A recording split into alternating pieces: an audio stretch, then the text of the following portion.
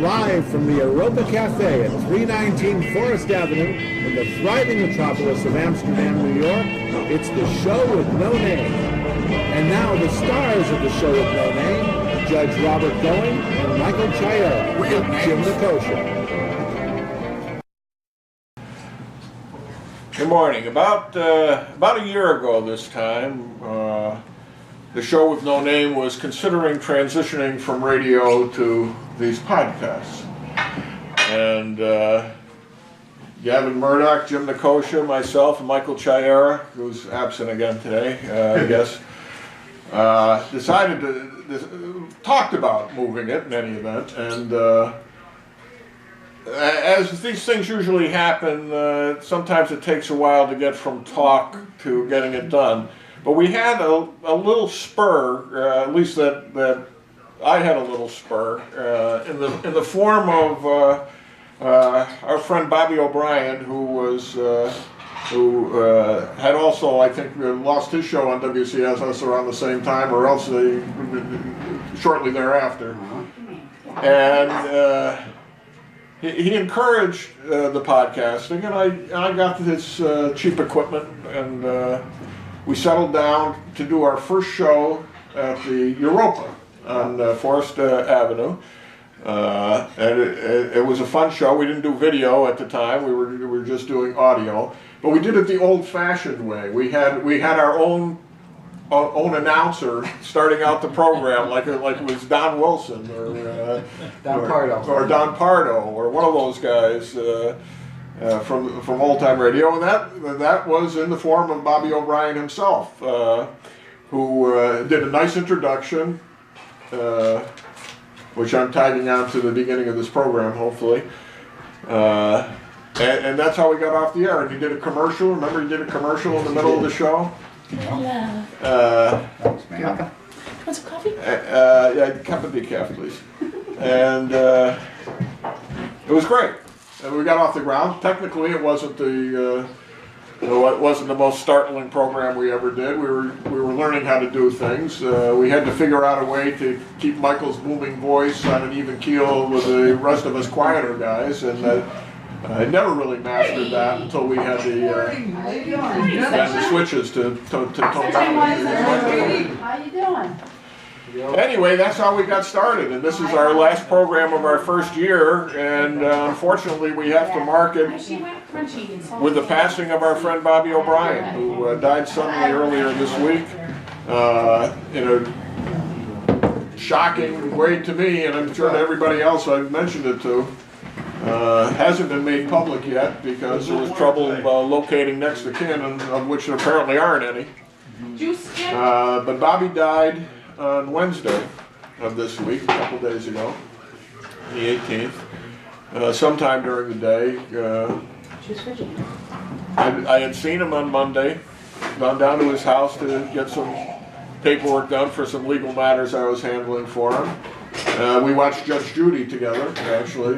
He's a big fan of Judge Judy, who I met in her previous life as a real judge. I love her. And she really is good. I really had not watched the program much, but the half hour or so I watched her, I got a couple episodes in, and she was good. She was good. To figure out who's So, I mean, he was in his usual high spirits, everything. I talked to him again on Tuesday by telephone, and Wednesday I went to court to take care of a couple matters for him and make arrangements for a court appearance on Thursday. And I go home Wednesday night, and the wife and I were settling down for our Wednesday night movie. It's our movie night because it's just us and the uncle at home. So we run a movie every Wednesday night and got that Latin kick back. Movie's just comedy is just starting, and I got this phone call from Bobby's handyman who takes care of his properties. He says he goes to report to him and finds him dead in bed. How are we doing? Doing all right. 48 years old, and some coffee before work. You know, on top of being a swell guy, and he really was a swell guy, he was a heart of gold. He could be abrasive, Occasionally. vicious. He loved gossip more than anything in the world, I think. But always with a wonderful sense of humor. Now he could, you know, he could be annoying too. We all can be. He was frequently criticizing different aspects of the program, including how quickly I got it available to the public, because he was a show with no name junkie. There's no question about it. He would, when we were doing the live cast, no matter how primitive the live casts were, he was glued to it on his computer, and occasionally would write comments to us during the program. And in fact, a couple of times he called my cell phone during the program to tell us this was wrong or that was wrong.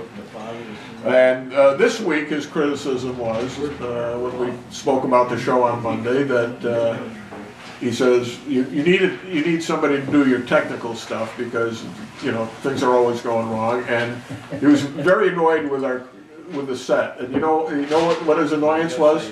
This picture over your head is a little crooked. Oh. The one that, I think it's the hazelnut one, it's crooked, and he says, no, don't touch it, because I think we should leave it just the way it is. In his eye. In his eye. Yeah. And he says, don't you ever look? I said, no, I never look at these things. I know we had a picture.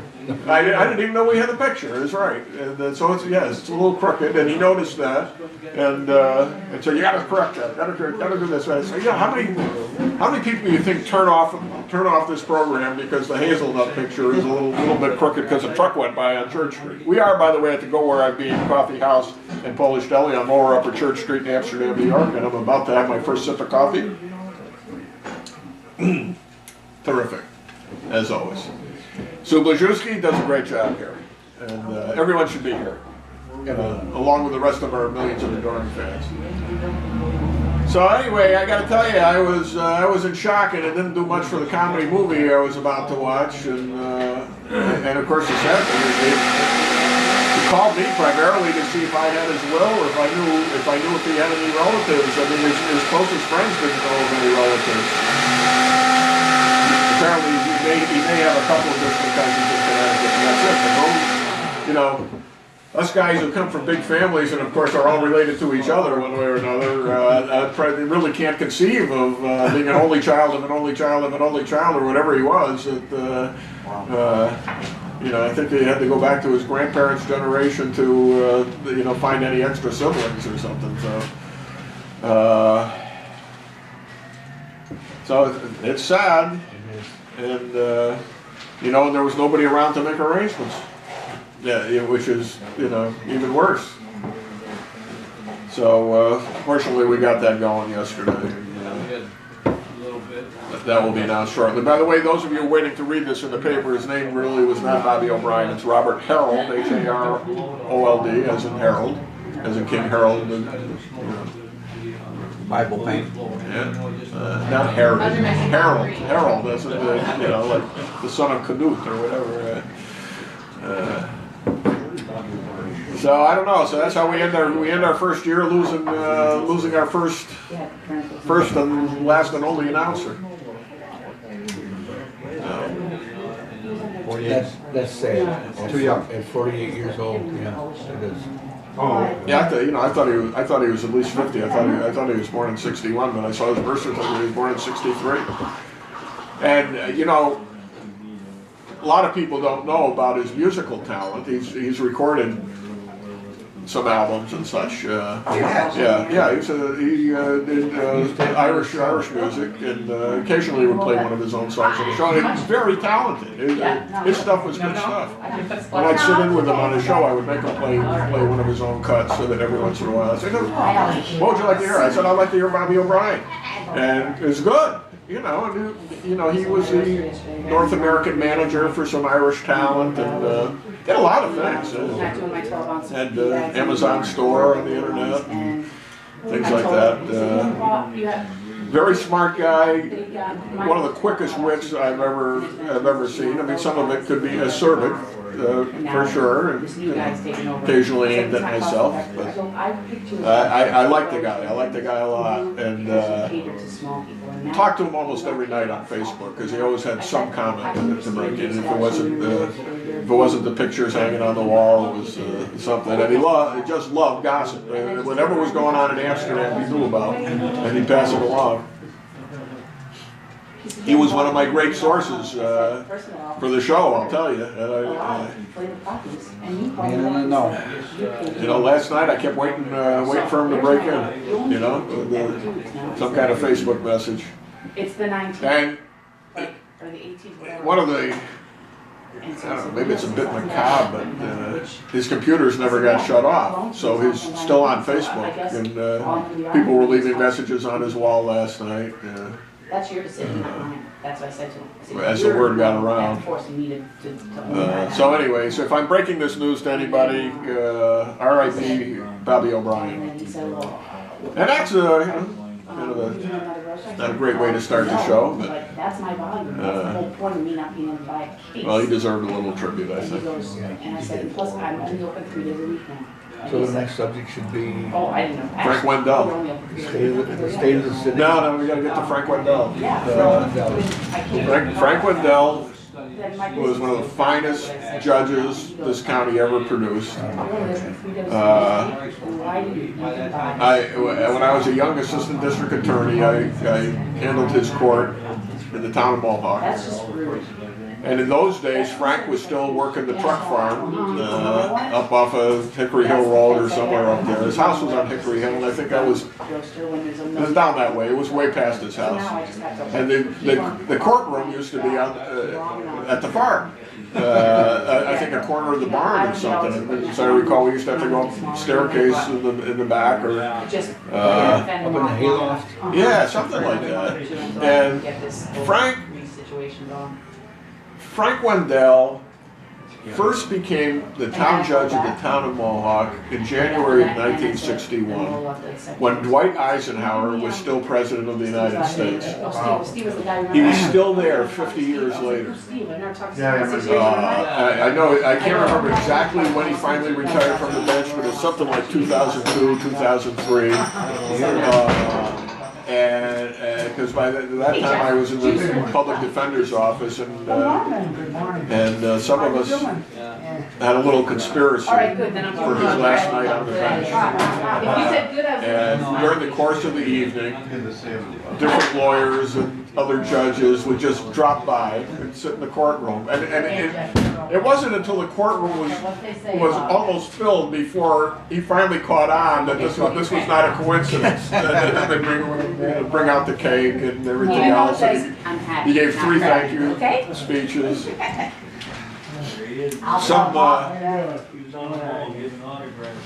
Some years ago, when the Magistrates Association was honoring Jim Wright, They left a seat from him. for I forget what, maybe when he went to the appellate division or Supreme Court or something, they were honoring him at the regular magistrates meeting.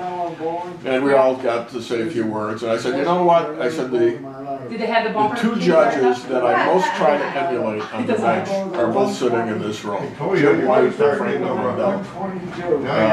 Jim, because of his legal brilliance and his practical everything, which we talked about a couple weeks ago when he died.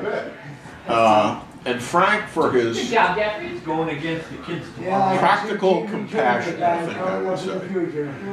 You know, he handled stuff at the lower, the town justice level, Let's see if it was a fluke though. where you're dealing with Right. first timers. But he cared what happened to the people who appeared in front of him. And if some kid came in trouble for the first time, he'd get done with the case, and then he'd sit down. He says, this isn't the end of this. He says, okay, you know, you're going to pay the fine, you're going to do this. But he says, but we got to do something about I have one more class. why you're acting like this. You know, what do you do during the, you know, when you get home from school? You go to school? Yeah, I go to school. What do you do when you get home from? Oh, nothing. I hang around my shit. He says, that's not a good idea. He says, Mom and Dad, get over here. Is there any sports he could get involved in? Could he join the Y? Are there any clubs that interested? You got any hobbies? Yeah, and then he would, talk to them for 20, 25 minutes about how you could do this. Very early on, he developed on his own a literacy program at the jail. Because he lived in the town of Mohawk, and the jail was in the town of Mohawk. And he'd go over there, and he'd teach these guys to read. He's up, Mary. And they would have literary discussions and stuff like that. He invited me over one time to view the classes. Yep. And I go into this jail, and here are these. We had a guy come in. A couple of people I had thrown into jail myself. One of them for throwing a can of paint at her boyfriend or something like that. And he was working at Yeah, I don't want to take it out. And they're sitting around discussing the finer points of Shakespeare's use of iambic pentameter. I'm not kidding. And I was shocked, amazed, and in awe. And then Frank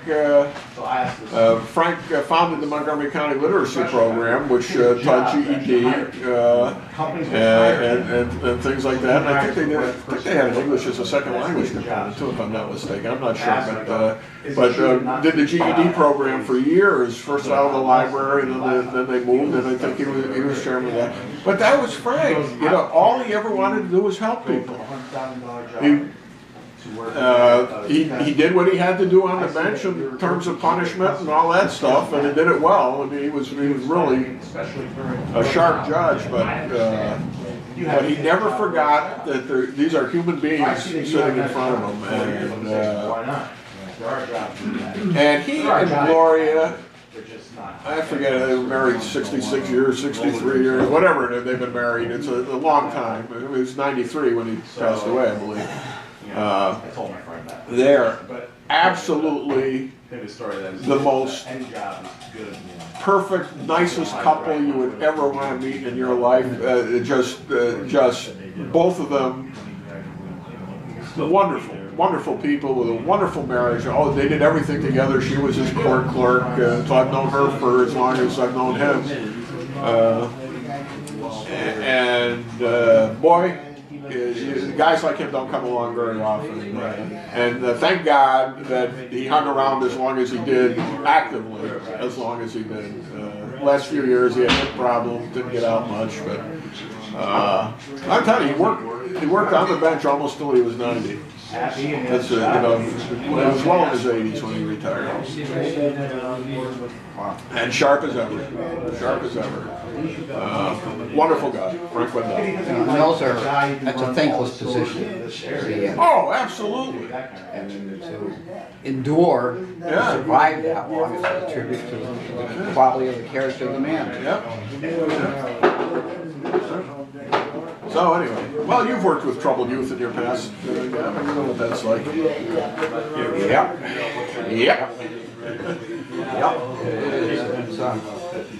You probably don't tell them to stay after school more and do some. Get away from there. We don't want to see you. Go home and watch TV. I'll be the last one to tell them to watch TV. The quality of the programming that they choose to watch on there is certainly less than admirable. What is good these days? Holy mackerel.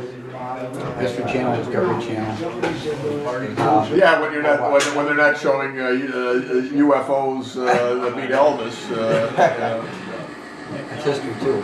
Actually, History 2 is better than the History 1. You think? I think so. I think they have more straight history, I think, but they have their share of UFO shows as well. They try to hook people with that and then show them. See, I wish the military channel was in HD because that's generally pretty good. Although it's the same stuff over and over. But at different times, still doing surviving. I was watching that last night, as a matter of fact. Like the first time I was on, it wasn't gonna be there, so I devoted it, you know. I was too upset to watch it. But now it's on a regular basis, you know. What is it, 2 hours?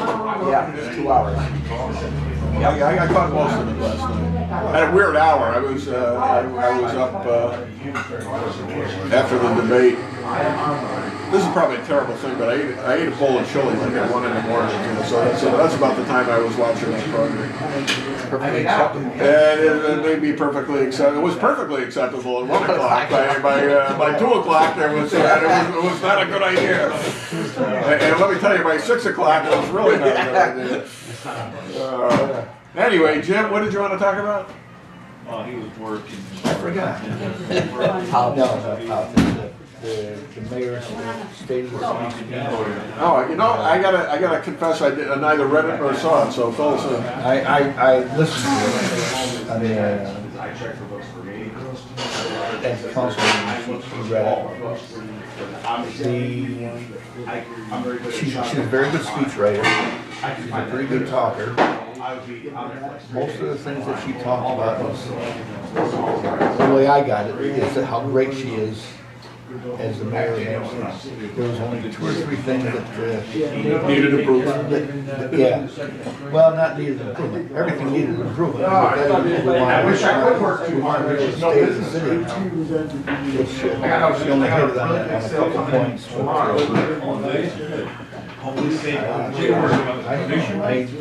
Matter of fact, she said that she's going to keep Gary as her corporation counsel. She says, on the radio today, that she made the appointment. So that's the way it stands. She says the state law says that if she didn't make the appointment, they could appoint somebody in 90 days. That's nonsense. But she says since she made the appointment, he's the corporation. Well, counsel. that just turns the law on its head. Well, that's, Yeah. well, somebody has to bring it to, make a case of it. Well, it'll come to a head after 90 days when they appoint somebody else and the controller starts paying the other person. The jury can take it to court. If they do appoint somebody else. Yeah. Well, if they don't, then they're acquiescing in it. So that's pretty much the same thing. Yeah. So, I haven't paid attention since Schenectady Christian's not Schenectady. She's indicated that in other words, she says, "Screw you, common council. I'm going to do what I damn well please, no matter what the charge and is." then she was talking about, you know, people working together in the same direction, but it just seems as though this is a real poor way to get off the Well, new it is, and administration. it's a dumb way to get off. And I've said before, I like Jerry's wife's opinion. And I don't wish him ill, I really don't. But the common council has spoken, and unless you want to declare war on the common council over something that is their prerogative, And she only blamed 2 people. She says just 2 people on the council. So that means Richie and Joey. but 3 people voted against her appointment. Well, she may think that she has changed Gina's mind. Well, if she's changed Gina's mind, then let Gina put it up for a vote. Right? Yeah, exactly. Now, I got no problem with that. If they vote to confirm him, he's their attorney. That's a prerogative. And I'm not advising them one way or another who they should have as their attorney. Well, But who would like to see? There are better options out there. oh, there are better options out there. There's no question about that. And she spent a lot of time this morning talking about things that she's working on to bring into the community business, you know, which is everybody's goal, because we do need to have things taking place in the city that are positive and progressive and fundamentally sound to the tax structure. Well, she didn't. But what does that mean? Is that more than a Romney platitude? Yeah, I mean, she hasn't given any idea of how to bring it to that. For example, for example. Now, and everybody knows we need the revenue. the city took over the Esquire building some years ago after 2 mortgage foreclosures and a tax sale foreclosure, and nobody would purchase the property. So the city ended up with it, and we got a $2.5 million Restore New York grant for that property, and developing the industrial park. What happened to that money? That money's still out there somewhere. Is it still out there? I don't know, How did maybe, we lose it? maybe we've lost it. If we've lost it, I would have thought somebody would make an announcement about that. Well, Or it's a Who big would know? secret in any event. yeah, who would know whether we lost? So now all of a sudden, the goal is to tear the building down and use that, and this will be the linchpin of the redevelopment of the Mohawk property. Well, nonsense. The linchpin of the redevelopment of the Mohawk property was when they tore down the other buildings. The Esquire building was acquired after they had already demolished the other buildings, and nothing's happened there, as you notice. One of the problems with the Esquire building all along is that the property around it doesn't go with the building. What you've got It's a standalone. is the footprint of the building. You can't even park a car next to the building without trespassing on somebody else's property. Okay? So I think they were working. they were not working on a deal, and I know they weren't working on a deal. Okay? Oh, really? Because I know who the owner is. Well, So do we, but. Yeah. Easy boy. Fur balls. I swallowed my saliva. Okay. Thank you for sharing that. He swallowed his saliva, ladies and gentlemen. So if they do tear the bed, it may very well be the building needs to be torn down. I have no idea what condition it's in. If they do tear it down, obviously that's going to come at no small cost. And what do they got when they're done? They've got Another empty lot. another empty lot. That's what they're going to have. I understand the roof is caving in. Well, I guess that's what the problem is, and I certainly understand that this was a white elephant from the moment we got it. And I believe I used those exact words many times. Why are we getting a Restore New York grant for this white elephant that with a $2.5 million grant nobody wanted? Okay? Here's $2.5 million to rehab this building, do whatever you want with it, and there was not a single taker. Okay? Now that ought to tell you what that building is worth. It's negative. She mentioned that they met this week regarding the relocation of the railway station down to downtown, which will spruce up and she's got grandiose plans for that. that's right. With the addition of the bridge and the building of the new train station, it will attract a business and revitalize Main Street. All right, can we have the figures on how many people come and go from the Amsterdam train station every day? We know that Semister goes once a week. Well, there you go. She goes, she didn't say she uses that train station, she just goes to New York every week. Yes. Yes, yeah. So, I think she drives. Yeah, I'm not aware that she uses the train. But we'll find out. Next time we have Manfred on, we'll say, hey, how's your wife get to New York? she takes a train. And with that train station she wants to build, I don't know where the money's coming from, but she wants to have retail spaces in it, office space in it. There's nothing wrong with that. What do you mean? You can't. Because there would be this huge demand for it. I mean, you see how many retail spaces grew up around the West End train station once they put it in there, right? Oh, wait. You can't even get a sandwich there unless you go over to St. Mary's Hospital. Because there's no demand for it. But It's not like... who would want an office next to the train station? When the train goes by, you can't hear, and Right, and most of the trains will be going by, not stopping. yeah. Right. I think there's one a day or two a day. Well, you can have the Canal Corp could go in there maybe when we get the museum back. There you go. No, it's nonsense. Nobody is going to want to build new by the tracks. Why do you think they call it the other side of the tracks? It's underneath the bridge. Right. It's not like you have a wide open plain there. Right. With space and beauty and ease of access. No, it's absolute silliness. Oh, I know. Oh, that. Total waste of time. Will produce nothing.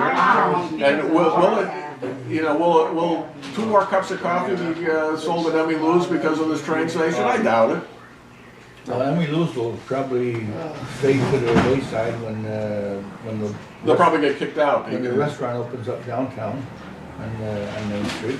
What restaurant is that? In the new train station? No, I think, well, the rumor is Oh, there's a rumor. Okay, let's. that. It's rumor time that Danny- on the show with no name.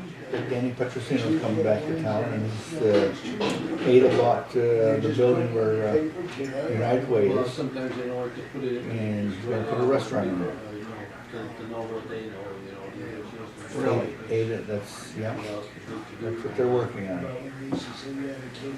My lips are sealed. Okay. Maybe Other than, my only comment is, yes, Danny Petrosino's been spotted in Amsterdam with his beloved mother-in-law, Marie Pacino. One of the, you know, the Pacinos are a couple more of those people for whom I stay in Amsterdam. She was You know? excellent personnel person. Oh my God. I see her usually in church, and we're Facebook friends, so we exchange. In fact, I talked to her on the phone last week. I love Marie Pacino. Yep. She was sharp. She was sharp. She was a good person. She's a very good person. Very good person. So anyway, yep. Danny's married to her daughter. That's how I know what I know, and I don't know what I don't know. That's all I can say. Except that I didn't, when I was I will told say. this, when I was told this, I said I didn't believe it. I don't think any restaurant would make a goal connecting. you got to understand that They said that Danny is not just any restaurant. Danny is Danny's an excellent. Danny is top of the line. Knows his business inside out. And so would you put your business where a top of the line restaurant would Yes. be most? You would Definitely. You might, or Ah, or you're good enough that they'll come to you, which is how you get your anchors. But there's no parking. So, and I can't envision parking in the parking garage, going across the street, walking that distance to go to a restaurant. Well, maybe.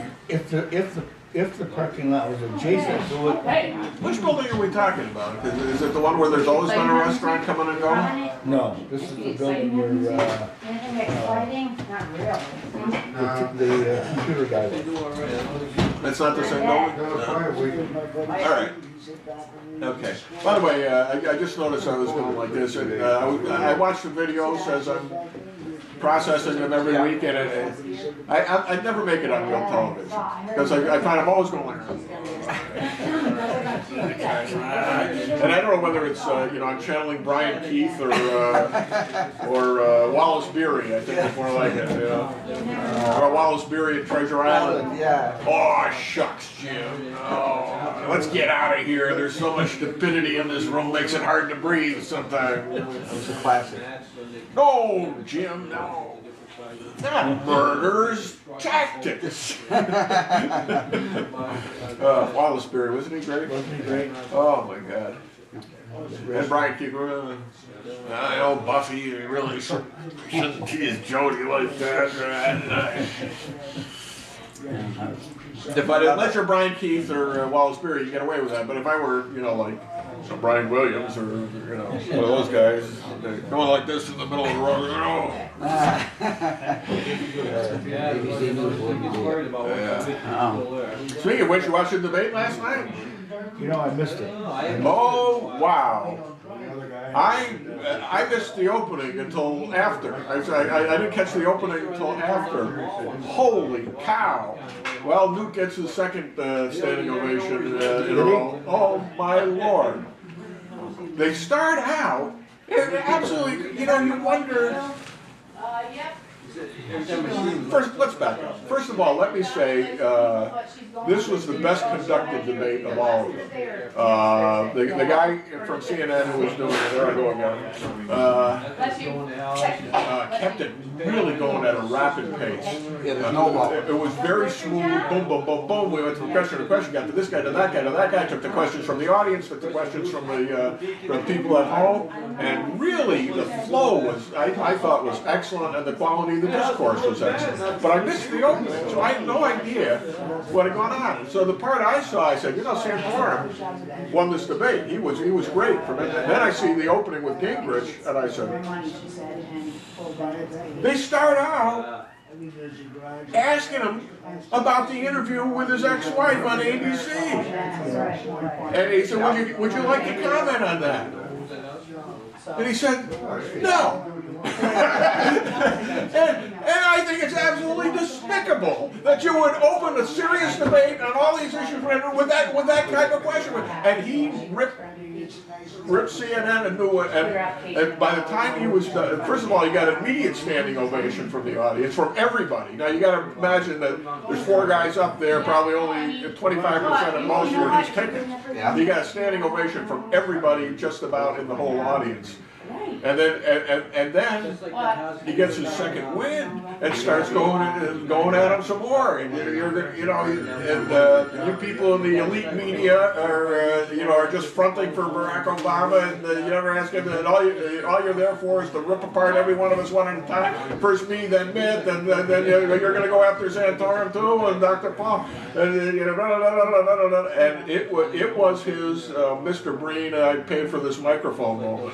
It was unbelievable. And considering he's taking the most negative thing that could happen to him and flipping it around, it was tactically brilliant, as well as being murderous.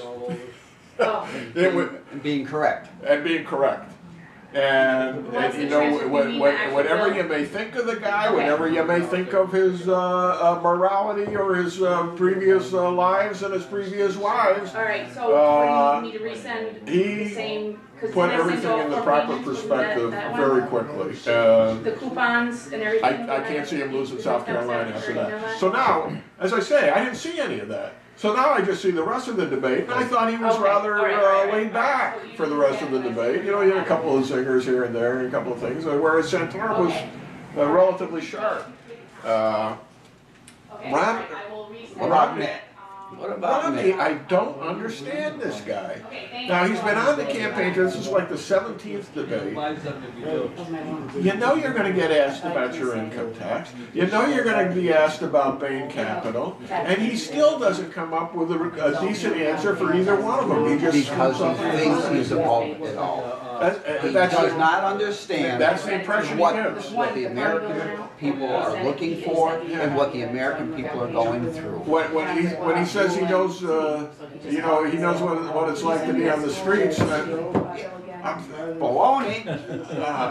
All right, so No he, street I ever been on. he did say that he didn't inherit a dime from his parents. He made it all himself. I'm sure he didn't hurt to have connections through your father. Sure. I mean, the Romney family is an all-American success story. His father didn't go to college and ends up running American Motors and saving American Motors. He was a competent guy. I was not a fan of George Romney, particularly when he went after Goldwater.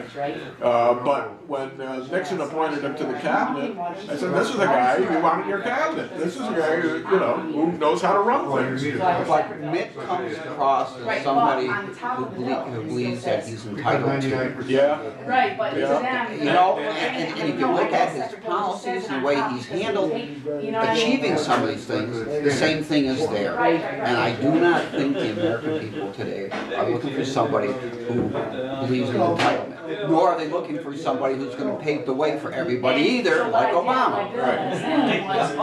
I thought Santorum had a couple of brilliant moments last night. His handling of the immigration thing, which is a very difficult thing to do. It's a very touchy issue, but he managed to weave his way through the legalities and and all this stuff, and you don't reward people with a sense of compassion that is a very fine line to draw, and he did it well. But where he really shone, I thought, is when Mitt is giving his attacking me is attacking the free enterprise system speech and blah blah blah. And everybody up here is for capitalism and free enterprise, and because we're all. And Rick essentially just stopped them cold and said, yeah, you know what? Neither the Democrats nor the Republicans are talking about the guy who's out there working every day and looking for a job and then doing this and all your fine talk about your entitlements and the welfare state and we're going to take care of everybody, or your other fine talk about we're going to make a lot of money, so in a rising tide lifts all boats. None of that really addresses the guy in the steel mill that just closed down and blah, blah, blah. And it was just right. I mean, it was like, you know, get back on the ground, guys. Yeah, I'm as Adam Smith as the rest of the guys, okay? You know that. But don't go trying to sell yourself as what's good for me is going to be good for you. Because these people are out there suffering, and you can't ignore that. He has a better understanding of the pulse of what is actually taking place. You know, he's got a good feel for it. And the other touch was, of course, the thing about mint releasing is income taxes. Well, Mr. Senator said, Tom, when are you going to release yours? He says, yeah, they're on my computer at home. He says, we're not going to, we're going to be in Florida for a little while. We're not going to get home for a couple weeks. As soon as I get home, I'll but the whole thing is, I'm Rick Santorum, and I'm doing my own income taxes at home on my home computer, or through TurboTax. I don't have my corporate counsel lawyer. Right, I don't have my corporate counsel trying to figure out what my final advanced tax rate was, right? And even Gingrich was, I'm sure he's got a team of accountants working on his stuff. But Rick is still one of the folks. He's more of a man of the people than he understands the folks. I kind of shift back and forth as these guys are doing this or doing that, but I like Rick. I think he's the real deal, and if people begin to pay attention to him, I think he'd be a good candidate and a good president. So. But I gotta say, nobody is sharper on their feet than Newt Gingrich. I was going to say, oh my Lord! Newt's got an edge on everybody, I believe.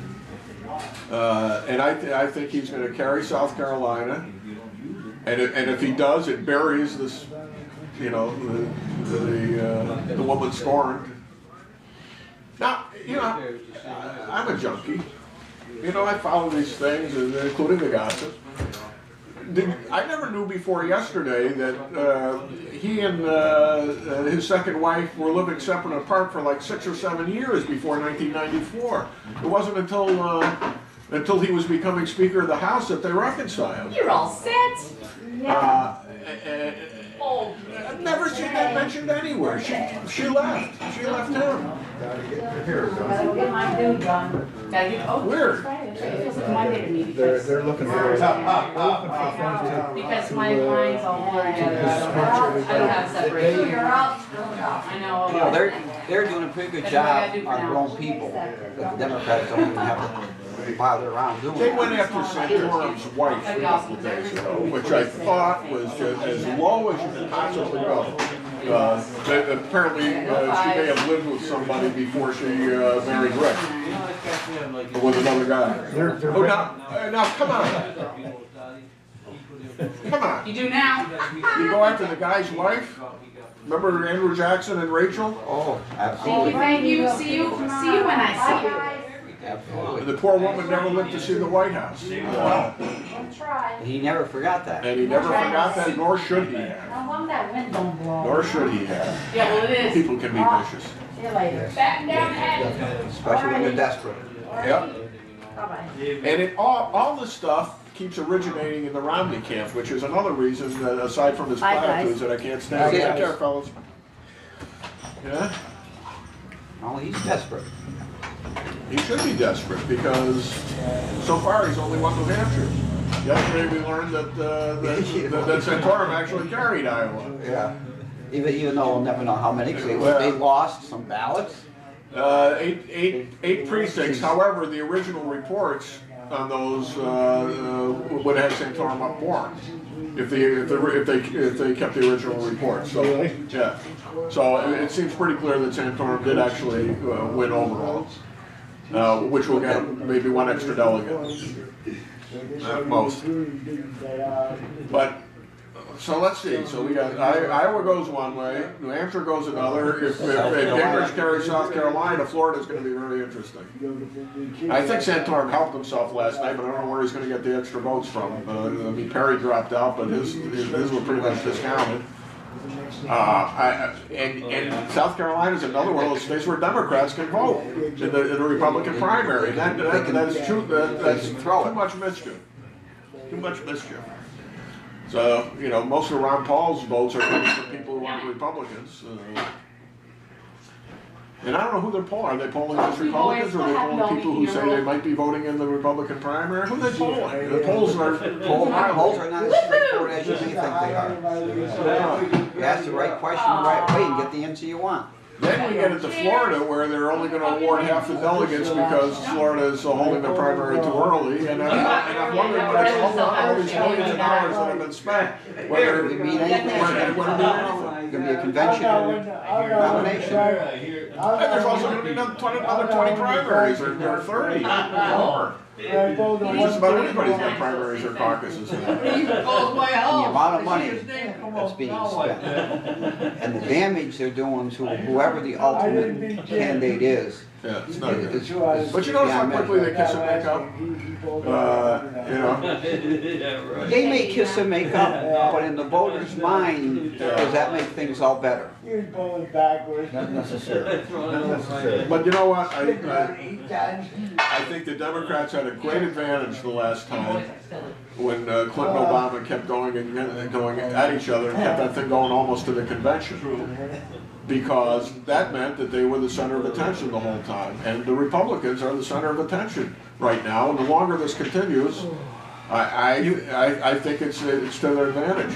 But you watch the news. Yeah. And Obama is getting more free advertising out of every place he shows up, singing at Disneyland yesterday to the masses that he doesn't need. You know, I know a couple of people who got frozen out of Disney World yesterday, and they were not happy. Really? Yeah. Then he goes off to New York to a $33,000 a plate dinner, and raises a couple $100 million I have to get the. No, I don't know. From those Wall Street people that he's attacking all the time. You think money doesn't buy influence? No, I didn't get an answer yet. What? Well, there. You know, it's almost like they give more to the people who attack them than the people who support them. Jeff? No. Anyway, getting back to Mitt, he's not resonating. He's not resonating with the folks. There's, when he speaks, there doesn't seem to be in his verbiage, conviction, and sincerity. Right. He doesn't. But he doesn't connect with the people that he's speaking. You know, it's wrong to say he's no Ronald Reagan. He's not Ronald Reagan. But there's no connection. It's always like, yeah, but what do you really mean? Jonah Goldberg put it quite well. It says at least he gives us the honor of trying to pretend he's sincere, which is more than Huntsman ever done. Huntsman never even pretended he was sincere. But he has that air about him. He has that air. He's tall. Well, he's tall, he's handsome, and He's smooth. and as National Review once said of his father, deep down he's shallow. He doesn't lend to a trust. No, he doesn't. He doesn't get that appearance that he's trustworthy. Santorum does. He does. He's a kind of, he gives a perception that you want to go and have a beer with him. Absolutely. And he would drink beer and not suffer. And absolutely, I almost handed him one when I was standing as close as meeting you. I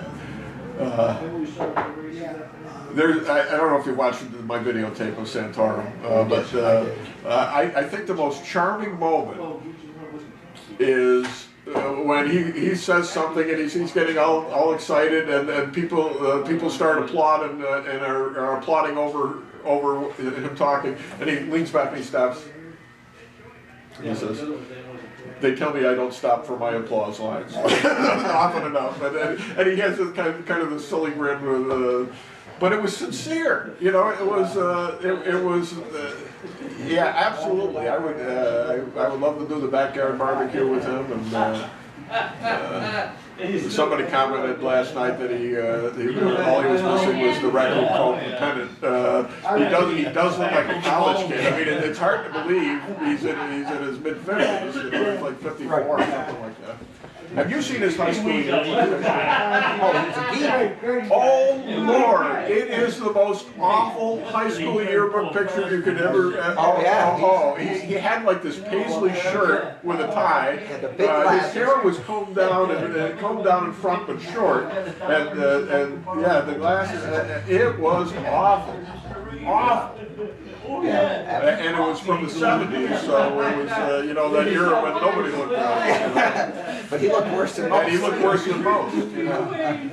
Yeah. It was a time when everybody had long hair and he had short hair, trying to look long. Oh, God, it was... Yeah. Paisley, I think it was paisley shirt. It was a very heavily patterned... Oh, these are one of the Madras jackets. Yeah, remember those? Yeah. Yeah. But I feel that, you know, the people who are out there working on his behalf are out there working on his behalf with great belief and fundamental support of what he's trying to do. You see the folks who work with some of the other ones, and almost like a big crock.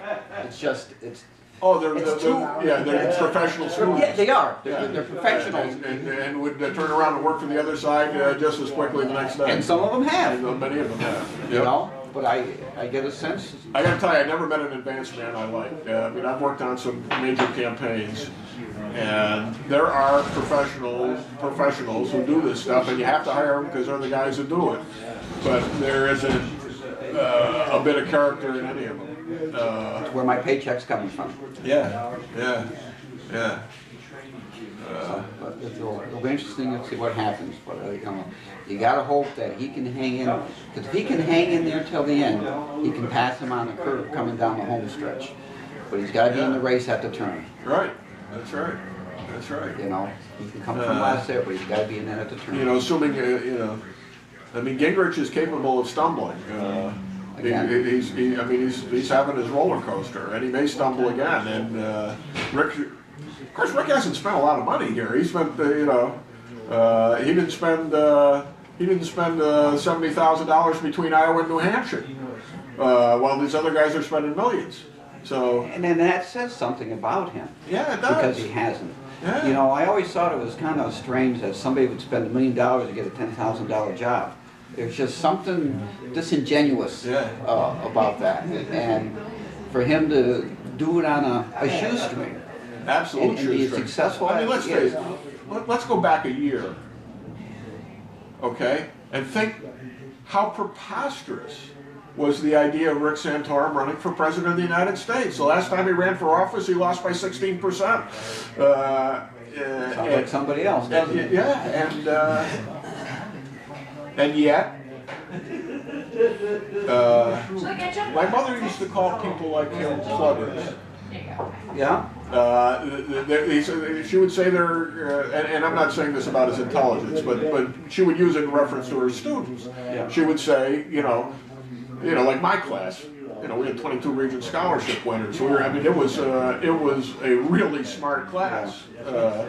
But there were people in the class who were at the top of the class there were probably 15 or 20 people in the class that were natively smarter than them, but they were the ones who hit the books and went home, did their homework, and just kept at it. Because they had the good work study habits and work ethic.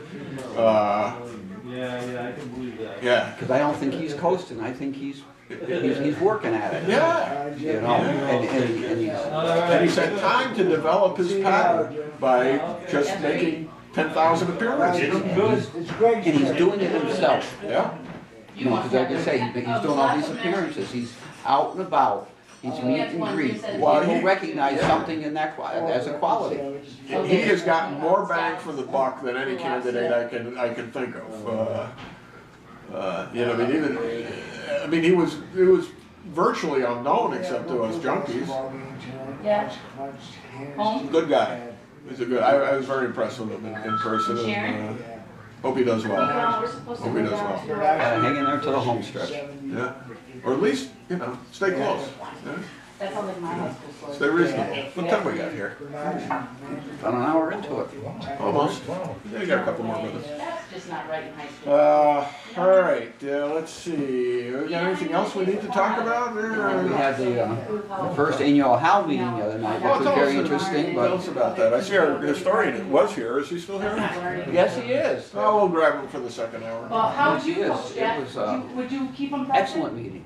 I think it was eye-opening for a lot of the members who were there because everything was brought in that was accomplished in the first year, and it's amazing how much was accomplished during the first I'm gonna year get me a couple and times. how much. Yeah. It's hard to that believe it's only been a year. It's only been a year. I mean, look, just like the Right. show, it's only been a year, but a lot has been accomplished.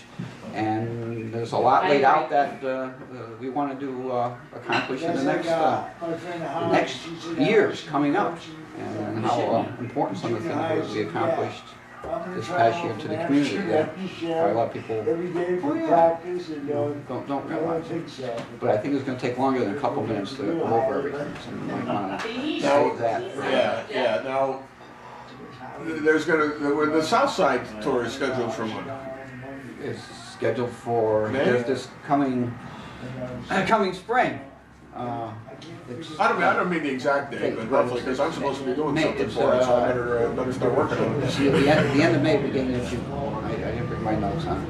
Okay, well, that's But it's going to cover the same type of things that were covered in the first tour that we did. And they're going to put out a publication on it like we did for this side. And it's a pretty ambitious tour that they're planning, and you know, a lot of people don't get over to the other side. You know, the far side of the dark side on the other side of the river. where he is. Where he, I guess, I don't know, maybe he's not there, he'd be on our side of the river up county. Up a creek, he could be on our side of the river up county. Well, I guess You know? he started a little controversy up there this past week. He did. He asked for backup paperwork for the consortium, the insurance. Oh, and, yeah. Well, there isn't any. There wasn't any paperwork, and Well, you know, we're at the first hour. We can go in for days on that subject. So, all right, let's call it quits for this. This has been the end of the first hour of the show with no name for January 20th. Oh yeah, a year from now we have a new inauguration. All right, a year from today. Ooh. There, start getting your reservations in. And I'm Bob Going with Gavin Murdoch and Jim Nikosha, and we'll be back shortly with more of the show with no name.